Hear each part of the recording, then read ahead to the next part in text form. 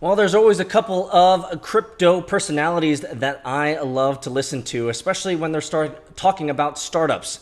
Erik Voorhees, the CEO of Shapeshift, who I've been following for a long time, well, he's one of those guys. Whenever he pipes up, whenever he speaks on something, I listen. What's up, Crypto Nation? It's Pete with Decentralized TV. Today's Crypto News Bit brought to you by Bitcoin Magazines, sponsored by One.game, a platform by gamers, for gamers. Build your own game. How to slow down a startup. Erik Voorhees, hard lesson. Erik, I'm listening. Tell me, preach to me, brother. Tell me what's up. What's the next level beyond being a cryptocurrency investor? That would be achieving the status of a Bitcoin entrepreneur. Oh, I guess I've already achieved that. Imagine not only profiting from your trades, but being the one who built the exchange you executed it on. Oh, not there yet. Created the portfolio platform for your digital asset hodlings, designed a comprehensive Bitcoin banking platform, acquired a cryptocurrency hardware wallet manufacturer, and or were one of among the first to see your Bitcoin business acquired for a significant sum. Those moves aren't an imagined scenario, they're real-life portfolio highlights of Erik Voorhees, reflecting on his involvement with Shapeshift.io, Prism, Coinapult, KeepKey, and Satoshi Dice, respectively. He's been accumulating these credentials since 2012 when he launched Satoshi Dice, the well-known gambling website that proved to be the first of Voorhees' many wagers in crypto's future. Voorhees went in depth on those bets and the reasons why there's no sure thing in a candid interview with Peter McCormack on episode 22 of his podcast series, What Bitcoin Did, which marks the latest addition to the Let's Talk Bitcoin network. The conversation that resulted from their London meetup was equal parts engaging and sobering, offering a painful reminder of why many new crypto services may face a complicated rollout before they can take off, particularly in the US. Well, if you're an entrepreneur in the Bitcoin space in America, maybe it's time for you to open up those ears and get that wax out. Why did I say that? I have no idea. I have clean ears. Voorhees' markedly libertarian leanings have driven him to innovate within the Bitcoin vertical, but in the process of building out businesses like Shapeshift, he's relearned why he believes that the government's role is key in key areas like money, education, and healthcare is best minimized. Well stated.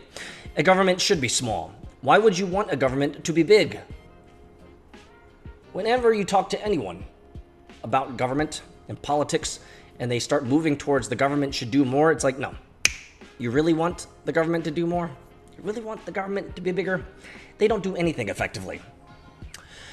What he sees as regulatory overreach by entities such as the U.S. Securities and Exchange Commission is stifling new crypto businesses. Well, I hope we're not affected by it with our crypto exchange that we're building.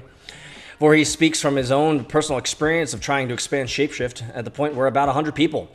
And all through 2017, we are just trying to grow, he relates. 2018, unfortunately, has largely been trying to navigate regulatory issues because we've gotten big and because the industry has gotten bigger. And trying to figure out how to grow something in a legal gray area is tricky.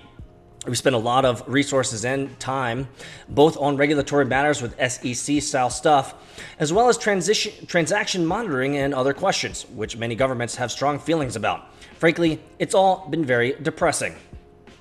Welcome to the suck, Erik. Being an operator of a startup is pretty depressing most of the time. Discussing the varying scrutiny of KYC, know your client, practices from country to country as an example, Voorhees notes that although every jurisdiction is different, there's one that stands out for having the most complications. It's always the US, he tells McCormack. The US is the biggest pain in the ass for any crypto business, I think. That's why a lot of companies block the US entirely. Suffice to say that each regulator in the US all claim jurisdiction on various things. Because crypto blurs so many lines, you end up in a situation where a lot of regulators either don't apply or do apply, and you don't know which it is, and it gets into this big tangled mess. For example, we haven't added any new coins to the platform in 6 months, and all of this is due to SEC crap. The SEC has been very unclear about which tokens are securities and which are not. The result, according to Voorhees, is an environment where banks around the world won't take on US-based customers because the reporting requirements and regulatory risk are simply too onerous. Quote, most Americans are just getting ring-fenced into a financial system from which they will not be able to escape. He states, crypto is really the only answer. I would agree with you there, brother. For any successful crypto investor who dreams of being Bitcoin's next Bill Gates, I don't know why you'd want to do that. Shapeshift's tough experiences illuminate a sobering reality. If even Erik Voorhees is being slowed by an uncertain regulatory environment, how will others fare? This question introduces additional risk to what's already a risky proposition, no matter what the industry, namely launching a new startup. Voorhees' trials and tribulations with Shapeshift show how the waters of crypto entrepreneurship remain largely uncharted. Not only are there zero guarantees, but many of the rules are yet to be clearly written, especially for one of the world's largest markets. Then again, maybe that's why the spoils of today's crypto industries are earmarked for those with a special type of tenacity. If the question is, does the business have to be destroyed or do we have to become more conservative? I wouldn't necessarily destroy everything, Voorhees says, but it's a fight I won't give up. If we have to give in one area, we will fight more strongly in another.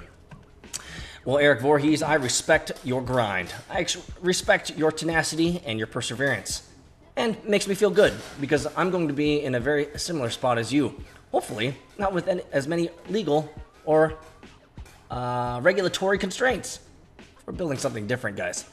Thanks for joining us in today's Crypto News Bit, brought to you by One.Game. If you're new here, guys, subscribe to our YouTube channel.